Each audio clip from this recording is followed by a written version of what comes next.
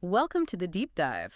Today, we're tuning into a real icon, the Korg MS20 monophonic synthesizer. That's right, a classic piece of gear. And this exploration is really sparked by this whole idea of how sound and programming connect. It's something we know interests a lot of you listening. Definitely. And our source today is the owner's manual itself. Seems appropriate, right? Absolutely. Yeah. So the goal here is to dig into how this thing actually makes sound, how it generates and, well, twists and shapes audio. Yeah, we want to understand its core capabilities. And, we're hoping the insights resonate whether you're coming at this from an audio perspective or more of a coding mindset. That manual can look pretty dense, lots of diagrams. It can, yeah. But we're going to try and pull out the really fascinating bits, the fundamentals of its sound architecture. Think of it like mapping out the signal flow, almost like reading code. Okay, cool. So where do we start? The absolute beginning of the sound. That would be the voltage-controlled oscillators, the VCOs. There are two of them. Right, VCO1 and VCO2. This is where the raw waveforms come from. Exactly. VCO1 offers quite a few options. You've got sawtooth. Which is that bright, buzzy sound. Yeah, loads of harmonics. Then square wave, very distinct, kind of hollow. Triangle wave, which is much smoother, more fundamental. And pulse wave. Right, pulse, which is like a square wave, but you can change its width, the duty cycle. And that really affects the tone, the timbre. Okay, and VCO2. Similar options. It has sawtooth and square, but instead of the adjustable pulse, it's got a fixed narrow pulse. Gives it a slightly different character. And they both have octave switches. I see 32, 16 foot, 8 foot, 4 foot on VCO1, and 16 foot down to 2 foot on VCO2. Yep. That just sets the basic pitch range, the frequency register for each oscillator. Lower numbers mean lower pitch. And VCO2 has that pitch control. Is that just for tuning? Well, yes, but it's more like a detune control relative to VCO1. You can slightly offset its pitch or even shift it quite a bit. Ah, okay, so you can create that thick, chorusy sound by having them slightly out of tune.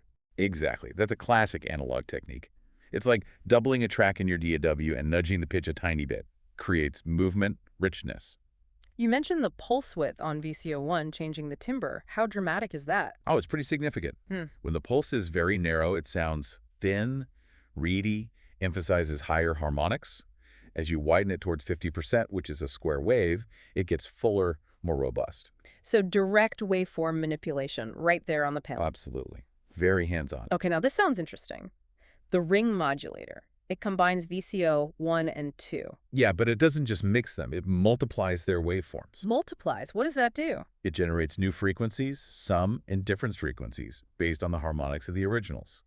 The results are often inharmonic, meaning they don't follow the usual musical scale. So, metallic sounds, bells, clangs. Exactly that kind of stuff. It's great for creating really complex, non-traditional timbres, a real sound design tool. Got it. And then there's portamento and master tune listed. Those seem a bit more straightforward. They are. Portamento gives you that smooth glide between notes when you play legato. You can control the glide time. Master tune is just the overall tuning for the whole synth. Got to stay in key. Right. Okay, so we've got our basic sounds from the VCOs. Next up, shaping that sound. The manual talks about voltage-controlled filters, VCFs, 2 of them. Yep, a high-pass filter and a low-pass filter, VCHPF and VCLPF. That dual filter setup is a big part of the MS20 sound. High pass lets highs through, low pass lets lows through. Simple enough. Pretty much. The high pass cuts the bass, makes it thinner. The low pass cuts the treble, makes it darker, more muffled. Having both in series lets you carve out specific frequency bands. And the key control is cutoff frequency, or FC. That's the one. It sets the point where the filter starts working. For the low pass, everything above the cutoff gets reduced. For the high pass, everything below gets reduced. And sweeping that cutoff frequency, that's the classic filter sweep sound. That's it, exactly. Wah-wah effects, opening and closing the sound.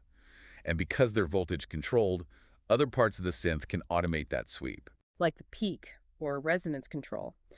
The manual says that emphasizes frequencies near the cutoff. It does. It creates a bump right at the cutoff frequency.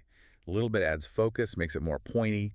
A lot of it gets pretty extreme. Yeah, it starts to ring or whistle. And if you push really high, the filter itself can start oscillating, creating its own sine wave-like tone at the cutoff frequency, even with no VCO input. Whoa, okay. So the filter becomes its own sound source. In a way, yeah, is a characteristic aggressive sound of the MS-20 filters. And you mentioned automating the cutoff. The manual says the modulation generator, MG, and the envelope generators, EG1 and EG2, can do that. Exactly. That's where the sound gets dynamic, starts evolving over time. Let's break that down. How does the MG modulate the filter? The MG is basically an LFO, a low-frequency oscillator. It generates slow-moving control signals, like a triangle or a square wave, that can rhythmically sweep the filter cutoff up and down. Creating pulsing effects or gradual sweeps automatically? Yep. And the envelope generators create a shape over time, usually triggered by pressing a key. So they control how the filter cutoff changes after you hit a note. Precisely. Like making the sound start bright, then quickly get darker, or maybe slowly open up. It shapes the contour of the filter change. Okay, that makes sense. So after filtering, we control the overall volume. That's the VCA, voltage-controlled amplifier. Correct. The VCA is like the final volume knob, but it's automated. Its level, its gain, is typically controlled by envelope generator 2, EG2. And EG2 has those parameters you see everywhere: attack, decay, sustain, release, ADSR. The classic envelope shape. Attack is how fast the sound reaches full volume after you press a key. Sharp attack for percussive sounds, slow for pads. You got it. Decay is the time it takes to drop from the peak attack level down to the sustain level. Sustain is the volume it holds while you hold the key down. Right. And release is how long it takes to fade to silence after you let go of the key. So those four parameters basically define the volume ship of the note. Absolutely fundamental for musical expression. Short plucks, long swells, decaying notes. Yeah. It's all in the ADSR. And there's another envelope generator, EG1. What's its main job? EG1 is usually pre-wired to modulate the filter cutoff frequency, like we just discussed. But its voltage can be patched elsewhere, too. And it looks slightly different. It has delay, attack, hold, decay, sustain, release, DAH-DSR. Yeah, it's a bit more complex. The delay adds a wait time before the envelope starts. The hold keeps the envelope at its peak level for a set time after the attack. So you can create more complex, delayed filter effects or other modulations. Exactly. More intricate shaping possibilities. Okay, let's circle back to that modulation generator, the MG or LFO. What kind of shapes does it make? It's simpler than the EGs. It just continuously outputs a low-frequency wave. On the MS-20, you get a triangle wave. Smooth up and down. Yep. And a rectangle wave, which is more like an on-off or stepped change. And you control its speed with the frequency knob. Right. From super slow evolving changes to faster, more noticeable wobble. So if you route that triangle wave to the VCO pitch, You get vibrato, that classic pitch wobble. and the rectangle wave to the filter cutoff. Could create a trill effect or a rhythmic stepped filter pattern. It adds movement animation. Cool. Okay, what else contributes to the sound before it goes out? The manual mentions a VCO mixer and a noise generator. Right. The VCO mixer is simple. It just lets you set the volume level for VCO1 and VCO2 independently before they hit the filter, so you can balance them. Makes sense. And the noise generator. Adds noise. You get pink noise, which sounds a bit lower, more hissy, and white noise, which is brighter, more like pure static. Useful for drums, wind sounds, texture. All of the above. Essential for certain kinds of sound design. There's also an initial gain control for the VCA. What does that do? It lets you set a minimum volume level, basically bypassing the envelope. So you can have a constant drone sound if you want, even without holding a key. Ah, okay. Now there's also this whole section on the external signal processor, the ESP. Sounds like it interacts with outside gear. It does, and it's a really powerful feature. You can plug an external audio source like a drum machine, another synth, even a voice into the MS-20. And process it through the MS-20 circuit. Exactly. The ESP has its own filters, low cut and high cut, to kind of pre-filter the external sound, plus a dedicated bandpass filter. But the really cool part is the envelope follower. Envelope follower, what's that? It analyzes the volume dynamics, the loudness shape of the incoming external audio signal, Okay. and it generates a control voltage signal that matches that shape. Whoa. So the rhythm or volume changes of an external sound can control things inside the MS-20. Precisely. You could use a drum loop to modulate the filter cutoff, for example, or use a voice to control the pitch of an oscillator. It opens up a lot of creative processing. There's a threshold level to set how sensitive it is. That sounds incredibly flexible, almost like using side chaining, but for control voltage. Kind of, yeah. It's a bridge between external audio and the synth's internal modulation. Okay, let's talk about actually playing the thing. Keyboard, obviously. Yep, 37 keys, 3 octaves, standard synth keyboard for triggering notes and the envelopes. And it has a control wheel and a momentary switch. Right. Performance controls, The wheel is programmable, so you can assign it to control things like filter cutoff, modulation amount, pitch bend, whatever you set up. The switch is usually for momentary effects, like bringing in vibrato just while you hold it. And connectivity. Lots of jacks on the front panel, besides the main audio out and headphones. Absolutely. Crucially, you have control voltage CV inputs, things like VCO CV in, VCF CV in. So you can control pitch and filter cutoff with external sequencers or other modular gear? Exactly. That's the key to integrating it into a larger analog setup. There are also trigger inputs and outputs for syncing the envelopes and the external signal input for the ESP we just talked about. So the CV gate system is central to its flexibility. Totally. It allows for external control and sequencing way beyond just playing the keyboard. Now, the manual talks about a normal setting, like a default state. Yeah, basically. When you turn it on without any patch cables plugged in, there's an internal pre-wired connection scheme. So you can make sound straight away. Right.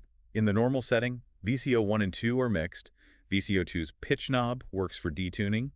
EG2 controls the VCA volume, and EG1 controls the filter cutoff. It's a sensible starting point. But the real power comes from bypassing that, right? With the patch panel. Yes, the patch panel. That's the heart of the MS20's flexibility, especially if you think in terms of programming or signal flow. It looks like an old telephone switchboard. All those inputs and outputs. It kind of does. Each jack represents an input or output point for a specific module. An oscillator output, a filter input, an envelope output, the modulation generator output, etc. And by plugging cables between them, you override the normal setting and create your own connections. Exactly. You are literally defining the signal path. You decide what modulates what, where the audio flows. It's like visual programming for sound. Can you give an example? What's something cool you could patch? Okay, well, say you want vibrato, but you want the LFO, the MG, to control only VCO1's pitch. You take a cable from the MG's triangle wave output jack and plug it directly into the VCO1 frequency input jack. Bypassing the normal routing. Right? Or remember the envelope follower on the ESP. Yeah. You could patch its output voltage to the main filter cutoff input. Now, the loudness of your external drum loop directly controls the filter brightness. Okay, I see. So you can really build complex interactions that aren't possible with the default setup. Absolutely. Modulating pulse width with an envelope, using noise to frequency modulate a filter. I mean, the possibilities get really deep. It encourages experimentation. So to wrap this up, the Korg MS20, based on this manual dive, is, Right. well, it's got these versatile oscillators, really characterful filters, dynamic envelopes, modulation. All the core building blocks. But the patch panel is the key, isn't it? It turns it into this sort of hands-on laboratory for sound design. It feels very direct, almost like coding sound with cables. That's a great way to put it. It really exposes the underlying signal flow. Understanding how patching works on something like the MS20 gives you such a fundamental grasp of synthesis principles, Yeah. way beyond just tweaking presets. It really does. Which leads us to a final thought for everyone listening. Considering this modular nature, this direct control you get with patching on the MS20, how might really understanding that kind of signal flow change how you approach, say, a complex synth plugin in your DAW, or maybe even think about designing new audio effects or algorithms? Yeah, how does knowing the analog way inform the digital? It makes you think about signal paths and modulation in a different way, maybe a more fundamental way. Definitely something to chew on. We hope this dive into the MS20's manual has sparked some ideas. Thanks for joining us.